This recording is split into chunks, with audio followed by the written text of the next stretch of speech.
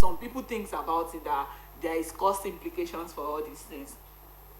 Like Bonnie, like dumping of refuse in Yes, an, when yes, it's now supposed to be you know, cleared. as the owner of such building, if you met such thing on your building or no uncompleted building, you will have no choice than to get a refuse lorry to get it, and you are going to pay them. It is not free. Like even that's the one government is even parking along our highways and at the median of the road. They are fueling the lorries now, so it will not cost, it will not come as a free something. Talk less of an individual getting the services of a private lorry owner to come and remove the waste from that.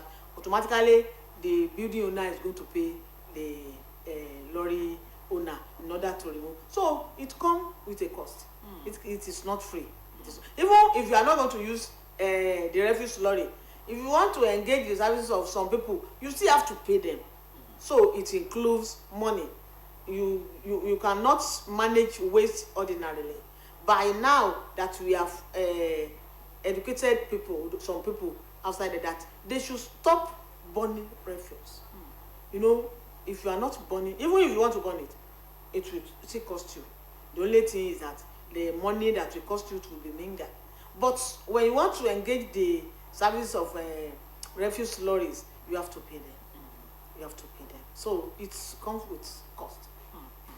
What strategies can be implemented to prevent refuse dumping in uncompleted buildings and in open places? Not only in an uncompleted, like I've said, not only in uncompleted buildings, but not even the open areas. This is part of it. This is part of strategy. Educating our people outside that they should stop dumping refuse openly.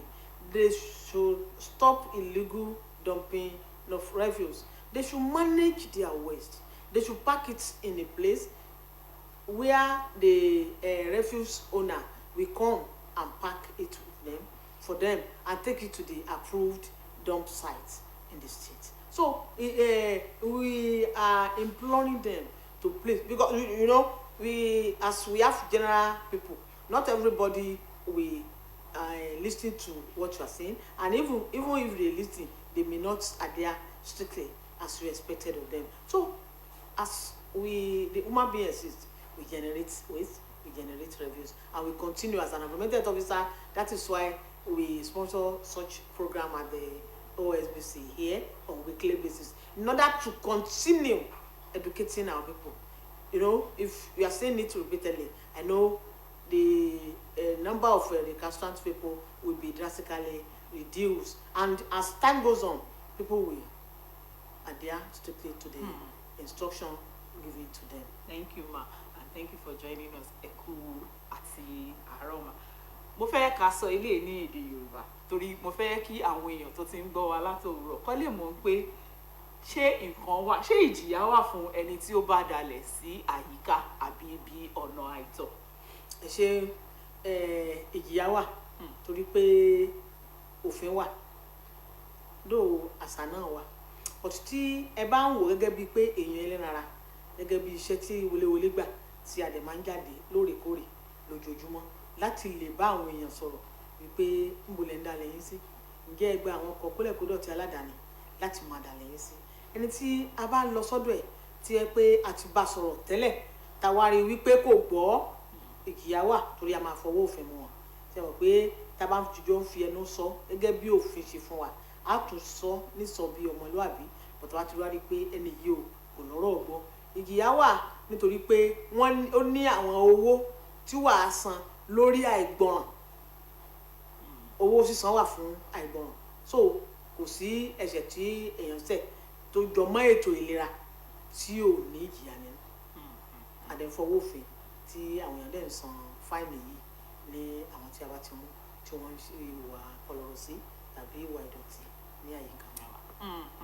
Ẹ ti gbọ́ ní ẹnu ìyá àfihàn wọn ní ìjìyà wà. Ó yẹ ìpínlẹ̀ ọmọlúwàbí la wà, ẹ jẹ́ kí a máa hùwà ọmọlúwàbí wa dáradára. Torí kò dá owó tó yẹ kí a tún fi ṣe nǹkan ìmí ká tí wàá lọ máa san torí pé sápò ìjọba eléyìí kò mójú kò tó kí wàá ní a lè tún ṣe ìjọba gbé àwọn ètò kankan kalẹ̀ tẹ́ pé àwọn èèyàn ń ṣe irú ìdọ̀tí tí à ń gbà yẹn kí lèèyàn lè tún fi ṣe. ṣe olóyìnbó wọn sọ náà wọn ní waste to wealth ẹ rí i pé ní òrèkóòrè náà lè wọn sọ wípé àwọn nǹkan tí ò wúlò mọ́ yìí tí à ń pè ní ìdọ̀tí ó ní kàtígórì pé ó ní àwọn ìpele tí a lè pín sí ó ní àwọn ẹwọ́rú nylons wọ́n ti ń recycle ẹ̀ tó tí wọ́n ti fi ń tó yẹ pé ó tún wúlò padà àwọn waste kan àti ẹ pé wọ́n lè turn ẹ̀ padà sí ọrọ̀ tí wọ́n ń pè ní waste to wealth so kì í ṣe gbogbo ìdọ̀tí ni ò ní wúlò mọ́ ọ̀pọ̀lọpọ̀ nínú àwọn ìdọ̀tí yìí ló tún wúlò tó yẹ pé wọ́n tún lè tún ṣe tó máa padà wá di owó tí ó sì tún wúlò fún àwọn ọmọ ènìyàn. fún àǹfààní àwọn tó ń gbọ́ wa gẹ́gẹ́ bí mo ṣe wà yìí ṣé mo kàn lè wá tí mo ò ní ẹgbẹ́ tí mo ò ní kankan kí n wá sí ọ̀dọ̀ yín kí wá ní mo ní àwọn ìdọ̀tí kan ní àyíká o àbí mo fẹ́ wá máa ṣa àwọn ìdọ̀tí o ṣé ẹ ní ọ̀nà àbí ẹ ní bí ẹ ṣe máa júwe fún mi pé ibi báyìí ni ká kó lọ o tàbá kó débẹ̀ o a lè sọ dówó. ṣe even ní bíi some years back gọ́ọ̀mẹ̀ntì gan tún gbé ìgbésẹ̀ yẹn tí yẹ pé wọ́n wò pé kàn ṣe ìsọgbẹ́dọ̀ ọ̀rọ̀ yìí owó wà ó sì wà káàkiri ní àwọn èèyàn tó yẹ pé àwọn aládàáni tí wọ́n ń ṣe tẹ́ pé wọ́n ń sọ ìmídọ̀ rẹ̀ ó wà káàkiri téèyàn bá wá bá wa tẹ̀sọ̀ wípé bóyá àbí ẹ ní àwọn nǹkan tí ẹ lò mọ́ ṣùgbọ́n tí ẹ̀yin ò mọ bẹ́ẹ̀ ṣe lè sọ di owó padà tàbí tẹ́ ẹ lè ṣe tó fi lè gba wúlò fún ọmọ ènìyàn mọ́ ó ní àwọn ẹ̀ka tẹ́ pé tẹ́ bá wá sí iléeṣẹ́ wa á júwe àwọn ibi tí wọ́n ti lè sọ àwọn ìgbín wọ̀nyí dọ̀rọ̀ kì í ṣe gbogbo àwọn nǹkan ìlú náà ni yóò lè di ọ̀rọ̀ mọ́ o ṣùgbọ́n bíi 80% àwọn ìdọ̀tí ló sì lè padà tí wọ́n sì lè padà tún lò.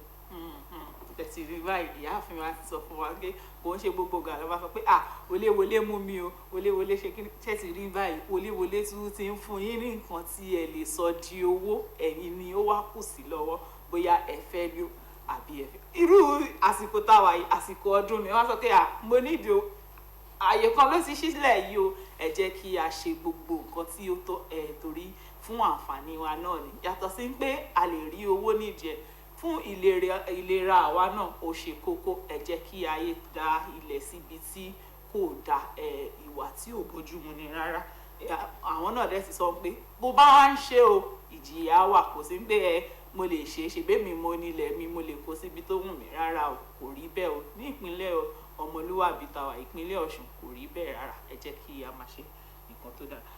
máa kí ni ọ̀rọ̀ àmúrelé tí ẹ lè bá wa sọ fún àwọn aráalé ká tó máa lọ. ok mo fẹ́ dúpẹ́ púpọ̀ lọ́wọ́ gómìnà tí wọ́n wà ní ìpínlẹ̀ Ọ̀ṣun ìyẹn sẹ́nitọ̀ Aṣíwájú Jackson Nurudeen Adeleke adúpẹ́ púpọ̀ lọ́wọ́ wọn nítorí pé àwọn gangan ni onímọ́tótó àkọ́kọ́ nípínlẹ̀ Ọ̀ṣun torí nígbà tí wọ́n ti dé láti bí ọdún méjì sẹ́yìn ni wọ́n tiẹ̀ ti kọ́kọ́ wò wípé àwọn nǹkan tó ń jọ mọ́ ìdọ̀tí àwọn ò fẹ́ rárá àtìgbà yẹn ni wọ́n ti ní níjọba ìbílẹ̀ kọ̀ọ̀kan o lóṣooṣù a gbọ́dọ̀ máa kó àwọn ilẹ̀ níwọ̀n bá bó ti wù tí ó wọn bó tilẹ̀ jẹ́ wípé nígbà náà tí wọ́n fún wa lówó yẹn owó epo kò tí ì tó báyìí ṣùgbọ́n a sì mánéjì ẹ̀ títí dìsẹ̀ ṣùgbọ́n a tó fẹ́ lù wọ́n lọ́gọ̀ ẹnu a sì tó fẹ́ rọ̀ wọ́n náà pé kí wọ́n dàkún kí wọ́n túbọ̀ bá wa gan wọ́n sí àwo owó ìkólẹ̀kódọ̀tí olóṣooṣù eléyìí tí à ń ṣe níjọba ìbílẹ̀ kọ̀ọ̀kan ní gbogbo ìjọba ìbílẹ̀ tó wà ní ìpínlẹ̀ Ọ̀ṣun nítorí bí gbogbo nǹkan ṣe gbẹnu sókè so a lù wọ́n lọ́gọ̀ ẹnu àdúpẹ́ púpọ̀ lọ́wọ́ wọn nítorí pé ìjọba tó bá dé tó mójútó ìmọ́tótó àyíká ẹ ti máa rí wípé ìjọba tó fẹ́ràn ará ìlú tó sì fẹ́ràn àwọn tí wọ́n ń ṣe ìjọba lé lórí Ọlọ́run ò sì ní pín wọn nípa akí wọn o Ọlọ́run á túbọ̀ máa lé wọn kún ní ọgbọ́n lè máa tó yé so fún àwọn tí wọ́n wà nílé ẹ̀yin náà rí nígbà tí ẹ pé gómìnà gan wọ́n ń gbìyànjú tiwọn ní pé kí a lè wà ní àlàáfíà kì í ṣe lórí kólẹ̀kódọ̀tí nìkan lórí ètò ìlera nígbà tí ẹ pé wọ́n tún gbogbo àwọn ilé ìwòsàn wá sí ní ìpínlẹ̀ Ọ̀ṣun tí wọ́n sì ra oògùn síbẹ̀ ká tún rí gbogbo ọ̀nà tí wọ́n ń ṣe nísìnyí tí mo fi débí kò tiẹ̀ fẹ́ gbà mí ní ìṣẹ́jú púpọ̀ nítorí pé ó ti di títì ológere tó yẹ pé àkànyọ̀kùnrin lórí títì náà sọ kí gómìnà a sì fẹ́ kí gbogbo àwọn ará ìlú náà kí a bá wa kún gómìnà lọ́wọ́ kí iṣẹ́ rere wọn kó sì lè tẹ̀síwájú kí àwa máa fi rí i pé ọdún náà ló ń bọ̀ yìí o à ń rọ àwọn èèyàn wa ẹ má jẹ́ ká ṣe ọdún nínú ìdọ̀tí nígbà tí a bá ń sọdún lọ́wọ́ náà ẹ má jẹ́ kí àyíká wa kó dọ̀tí nítorí pé a ó máa sè a ó máa sọ a ó máa jẹ a ó máa mu a gbọ́dọ̀ wà ní àlàáfíà kì í ṣe pé nínú ọdún ká wá máa rí àwọn tó yẹ pé wọ́n ń ṣègbọ̀nsẹ̀ gburu tó yẹ pé hospital ni wọ́n ti bára wọn torí pé nínú àyíká tí ó bá mọ́ òní ó ṣe atọ́kùn fún ìlera à ń rọ àwọn ará ilé lọ́kùnrin lọ́mọdé lágbà lóbìnrin lónílé àti àlejò wípé ẹ jẹ́ kí a mójútó àyíká wa ká sì ṣe ọdún nínú ìmọ́tótó ká ṣe ọdún ní àlàáfíà ọ̀pọ̀lọpọ̀ ọdún òun náà la máa ṣe láyé. Thank you very much, ma, and thank you once again this morning for joining us, Sanitarian Titilayo Lawal. We hope when we call you next, you will be available back. Very sure. And compliments of the season. I wish you the best. Ma. Yes. Oh, and a big thank you to all the crew members in the studio this morning. Thank you for joining us. My name is Mariam Owodone. Bye for now.